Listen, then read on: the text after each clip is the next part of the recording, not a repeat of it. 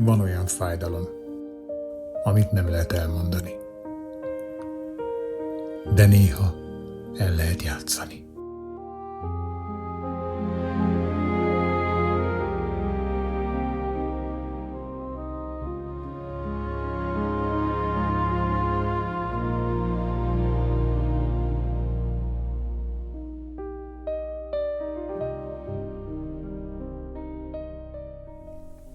Szeretettel köszöntelek a Billentyűk és Hit csatornán.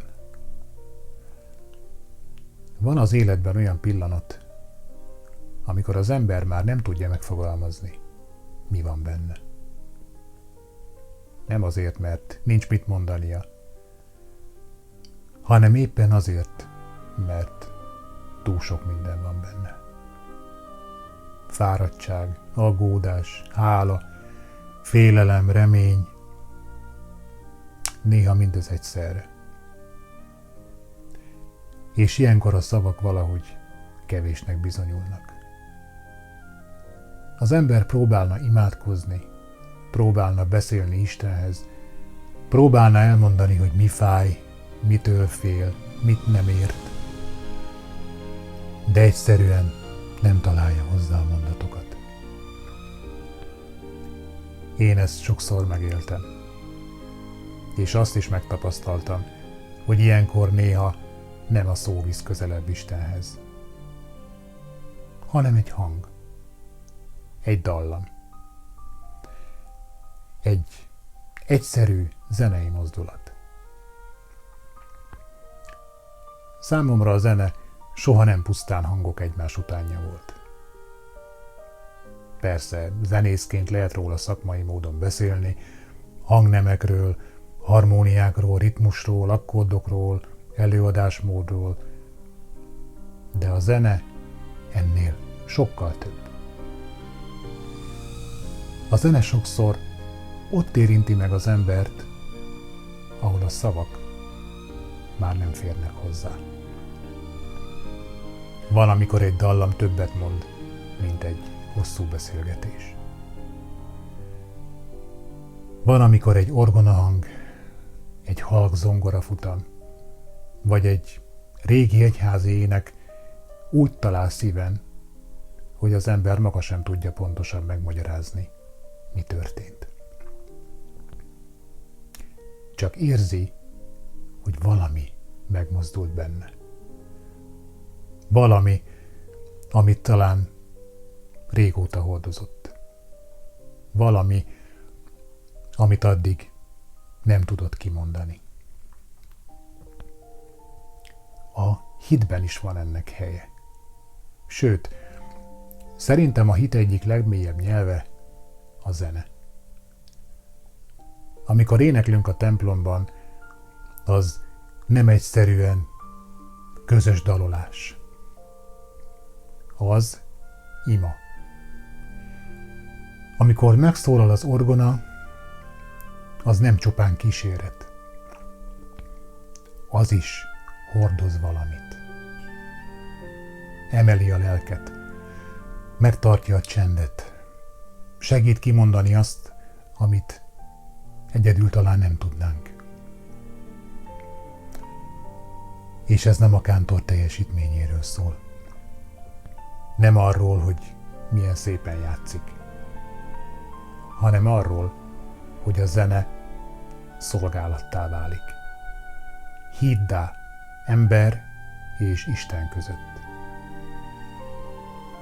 Nem helyettesíti az imát, de néha segít eljutni oda, ahol az ima elkezdődik. Kántorként sokszor átéltem, hogy egy-egy ének egészen másként szólal meg, mint ahogy előre gondoltam. Van, amikor az ember csak el akarja végezni a szolgálatát.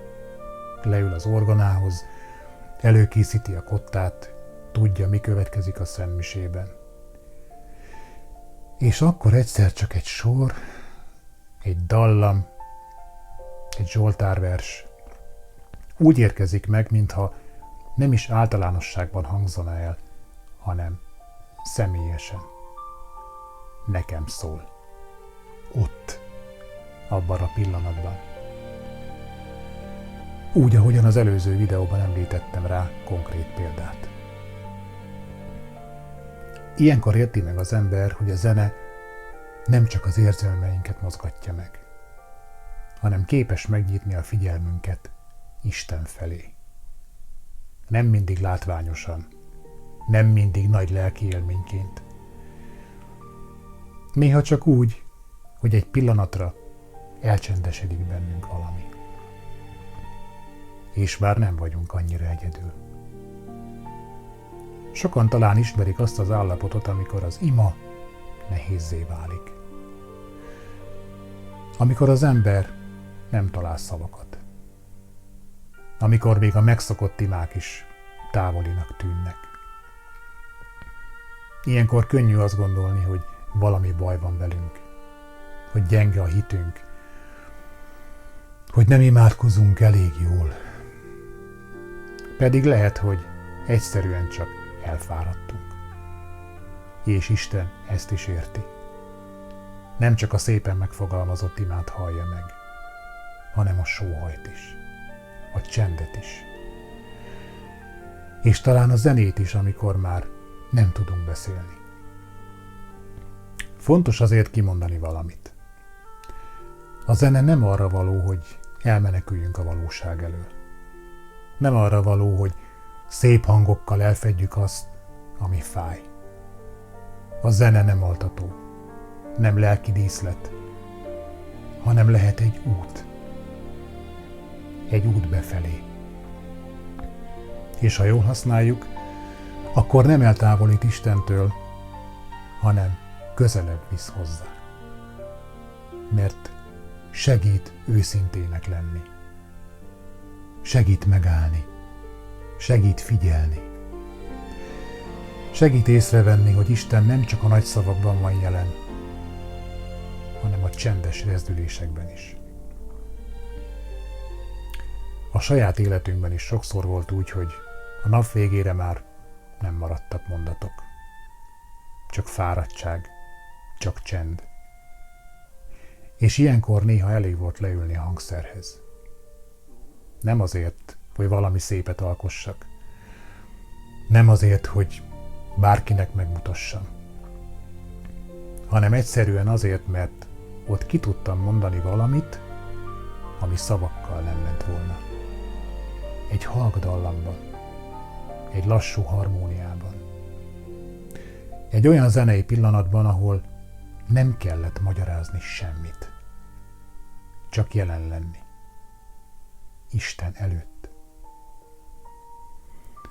Ezért hiszem azt, hogy a zene Isten ajándéka. Nem önmagáért, nem azért, hogy elvarázsoljon, hanem azért, hogy segítsen közelebb kerülni ahhoz, aki minden szónál mélyebben ismer bennünket. A zene nem old meg mindent. Nem veszi le rólunk automatikusan a terheket. De néha képes megnyitni egy ajtót. Egy ajtót a csend felé, a remény felé, Isten felé. Van, amikor a beszédnek itt van vége. Nem azért, mert nincs több mondani való, hanem mert amit az ember hordoz, azt néha már nem lehet tovább magyarázni. Ilyenkor nálam sokszor a zene folytatja. Egy halk dallam, egy belső ima. Most ebből szeretnék megosztani veled egy rövid részletet.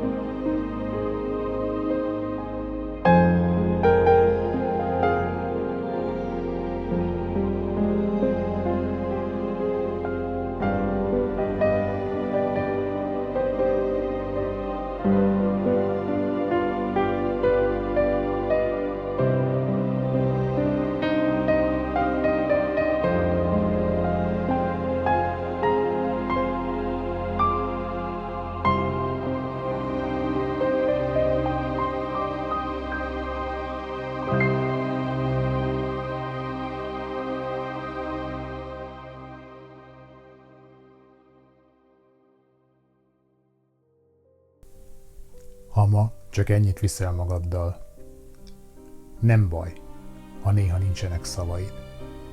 Nem baj, ha az imád csak csend. Isten azt is érti. És talán éppen akkor vagy hozzá a legközelebb, amikor már nem akarsz szépen beszélni, csak őszintén jelen lenni. Ha ma itt voltál, köszönöm. Ha legközelebb is visszajössz, örömmel tölt el. Áldott napot kívánok!